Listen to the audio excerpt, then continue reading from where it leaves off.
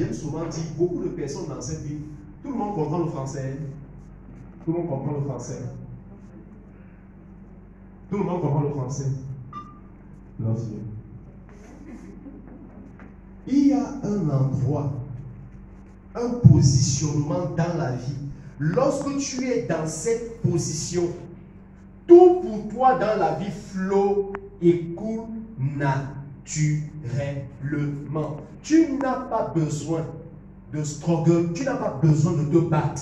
Lorsque tu es dans cette position, vous savez, nous sommes dans une génération, et la Bible appelle ça les temps de la fin, que dans les derniers temps, il y aura des moments difficiles. Les gens seront amis de l'argent. Les gens seront égoïstes.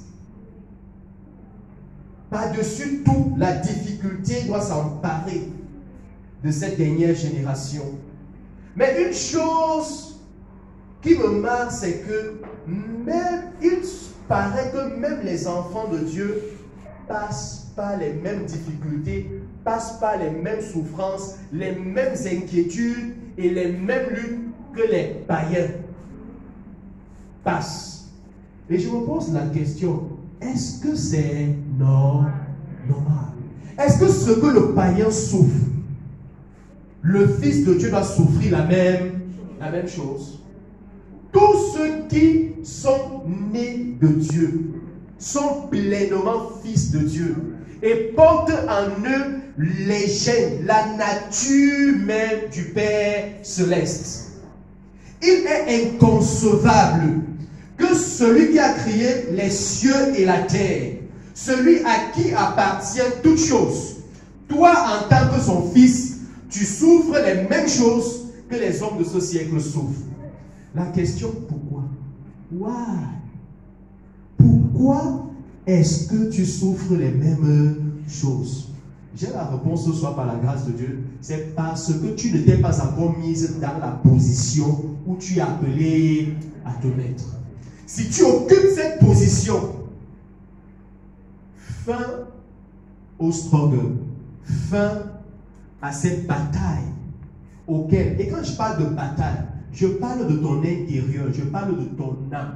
Parce que ton âme, c'est le lieu où tu es appelé à vivre dans un repos complet.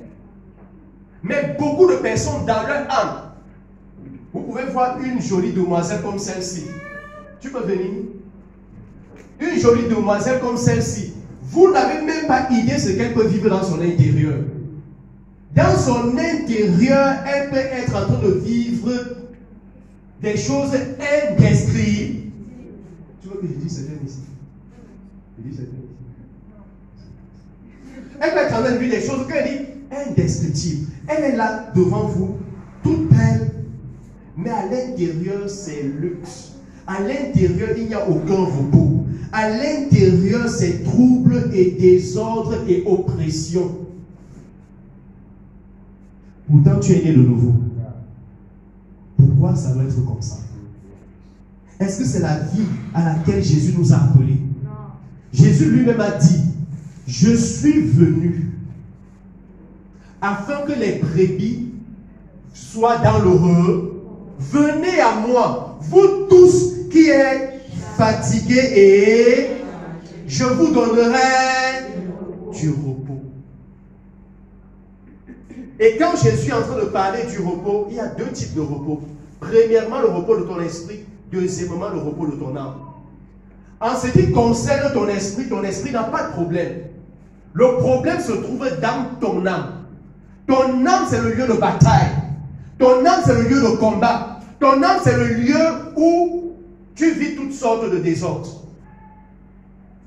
Et aussi longtemps qu'il y a le désordre dans ton âme, tu ne peux pas voir les choses de Dieu flot dans ta vie naturellement. Tu seras toujours comme s'il fallait agresser Dieu pour que Dieu te donne quelque... Et la bonne nouvelle que j'avais dit ce soir, Dieu ne donne rien à personne. Amen. Amen. Dieu ne donne rien à... Je sais que c'est comme une bombe pour certains. Dieu ne donne absolument rien à personne. Vous savez pourquoi Dieu ne donne rien à personne?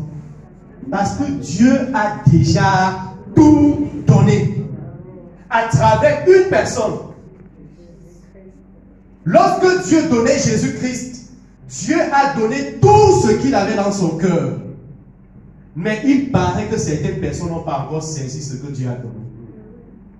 Aussi longtemps, je ne suis pas en train de dire que tu n'as pas reçu Jésus. Tu as reçu Jésus, mais tu n'as pas encore saisi ce que Dieu a. C'est une chose que de recevoir Jésus, et c'est une chose que de saisir. J'ai envie de dire, de posséder et de s'établir. Tu peux avoir reçu quelque chose, mais tu ne possèdes pas la chose et tu n'es pas établi dans ça. Beaucoup ont reçu, mais peu sont établis. Et c'est pourquoi beaucoup souffrent. J'aimerais que nous lisons Genèse 33, verset 53. Tata Nispa, tu es là, si tu as ta Bible, du pays. Et vous vous y établirez, car je vous ai donné le pays, pour qu'il soit votre propriété. J'ai intitulé mon message, prends possession et établis-toi dans le pays où coule le lait et le... Prends possession et établis-toi dans le pays où coule le lait et le miel. Prends possession et établis-toi dans la position où l'abondance flot dans ta vie, sans que tu ne sois en train de lutter par-ci, lutter par-là. Prends possession et établis-toi. Et dans ce passage ou dans ce verset, c'est le Seigneur qui est en train de parler à Moïse. Il dit à Moïse, vous prendrez possession du pays et vous vous y établirez. Prendre possession et s'établir. Si tu ne t'établis pas, tu ne peux pas enjoy. Ceux qui enjoy cette vie, c'est ceux-là qui se sont établis. Ils ont pris possession et ils se sont établis. Voilà ceux qui enjoy la vie.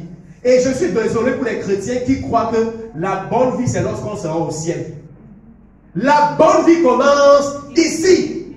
Parce que Jésus dit, la vie éternelle consiste à connaître le Père et... Beaucoup croient que la vie éternelle, c'est lorsqu'on est mort et on voit Jésus plus tard. Non. Tout commence ici. Si tu n'enjoys pas ici, je me pose la question si tu vas enjoy là-bas. C'est la question que je me pose parfois. J'aime parfois dire à certaines personnes qui seront surpris d'être au ciel. Donc c'est-à-dire, lorsqu'ils seront enlevés, c'est comme une surprise. Pour nous, on ne peut pas être surpris. Parce que jour après jour, dans notre cœur et dans notre esprit, nous sommes dans l'attente permanente du Fils de Dieu. On sait que bientôt, il va se présenter dans les airs et nous serons enlevés. Notre cœur vibre à cette attente. Donc l'enlèvement n'est pas une surprise pour nous. Notre cœur vibre parce que nous voyons notre Jésus constamment. Il prend possession et établis-toi. Tant que tu ne prends pas possession, tant que tu n'es pas établi, tu ne peux pas jouir de l'abondance que Jésus a rendue disponible pour toi. Et lorsque le Seigneur parle à Moïse, Moïse est sorti avec le peuple d'Israël en Égypte. Et le Seigneur a dit à Moïse, je vais vous conduire dans un pays où coule le lait et le miel. Ça donne l'idée de quoi? L'idée de l'abondance. Je vais vous amener dans un endroit où vous serez dans la plénitude. Je vais vous amener dans un endroit où vous ne connaîtrez plus ce que c'est que l'inquiétude. Je vais vous amener dans un endroit où vous ne connaîtrez plus ce que c'est que souci. Je vais vous amener dans un endroit où vous ne connaîtrez plus ce que c'est que bagarrer pour avoir certaines choses dans la vie. Je vais vous amener dans un endroit où il y a uniquement de l'abondance. Vous serez dans l'abondance. Vous ne manquerez absolument de rien. Vous n'aurez pas besoin de bagarrer parce que le lait et le miel coulent. Il y a de l'abondance pour tout le monde. Je n'ai pas besoin de piétiner Tata Solange pour avoir quelque chose. J'ai en abondance. Et parce que je suis dans l'abondance, je me permets de mettre les autres également dans le même flot. Vous comprenez l'idée de l'abondance? Je sais peut-être, dans ta position, tu as peut-être une maison, ta petite voiture, mariée, et tu te dis que la vie est belle. Non, non, non, non, je ne parle pas de ça. Quand on parle de l'abondance, c'est celui-là qui est tellement si bien positionné et qui amène également des personnes qui n'ont pas encore compris à jouir de l'abondance. De l'abondance. Parce que tu t'y établis. Et lorsque le Seigneur dit à Moïse, je vais vous amener dans un tel pays, Une chose me marque dans l'histoire, papa. Il fallait traverser par le désert. Et lorsqu'ils sont venus de traverser par le désert, ils ont ce qu'ils ont besoin pour vivre au quotidien. La manne venait, la viande venait, ça venait nature. Lorsqu'ils se réveillent le matin, la manne est là. La viande est là. Oh! Mais ce n'est pas là où le Seigneur les attendait. Ils avaient le strict de ce qu'il fallait pour vivre. Mais continuer à souffrir de l'intérieur. Mais une chose me marque particulièrement, c'est que le pays où coule le lait et le miel, le pays de l'abondance, ce pays, on ne devait pas entrer en ce lieu naturel. Il fallait conquérir le pays. Il fallait conquérir le pays. Pour t'établir dans l'abondance, tu as besoin de conquérir le pays. Le Seigneur dit, je vous amène. C'est moi, l'Éternel, qui vous amène dans le pays de l'abondance. Mais sachez, dans ce pays, il y a les Hittiens. Dans ce pays, il y a les Jébusiens. Dans ce pays, il y a des nations qu'il faut combattre. Il y a des nations qu'il faut conquérir, qu'il faut chasser afin de prendre possession et de se...